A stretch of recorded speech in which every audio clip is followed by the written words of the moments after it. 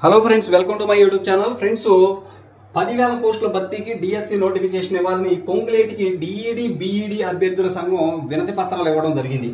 ఇక్కడ మీరు గమనించినట్లయితే ఒకసారి రాష్ట్రంలో టెట్ నోటిఫికేషన్ జారీ చేసి పరీక్షల తేదీలు కూడా వెల్లడించినందున గతంలో ఖాళీగా ఉన్నటువంటి పదోన్నతుల ద్వారా ఏర్పడినటువంటి ఖాళీలు కలిపి 10,000 ఉపాధ్యాయ పోస్టులకు డిఎస్సి జారీ చేయాలని మంగళవారం సచివాలయంలో మంత్రి పొంగులేటి శ్రీనివాసరెడ్డిని విద్యాశాఖ అధికారులను కలిసి రాష్ట్ర డిఈడి బిఈడి అభ్యర్థుల సంఘం నేతలు వినతి పత్రాలు అందజేశారు. మోడల్ స్కూళ్లలో 12 ఏళ్ల నుంచి ఉపాధ్యాయ ఖాళీల భర్తీకి నోటిఫికేషన్ ఇవ్వలేదని, దాన్ని కూడా జారీ చేయాలని సంఘం రాష్ట్ర అధ్యక్షులు రావుల రామ్మోహన్ రెడ్డి ప్రధానంగా కోరడం జరిగింది.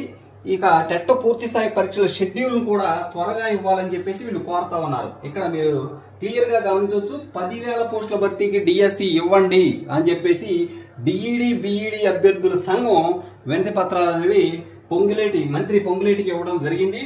అంతేకాకుండా మోడల్ స్కూళ్లలో ఉన్నటువంటి ఉపాధ్యాయ ఖాళీలు కూడా భర్తీ చేయాలి, దానికి కూడా నోటిఫికేషన్ ఇవ్వాలని చెప్పేసి వీళ్ళంతా కోరుతున్నారు.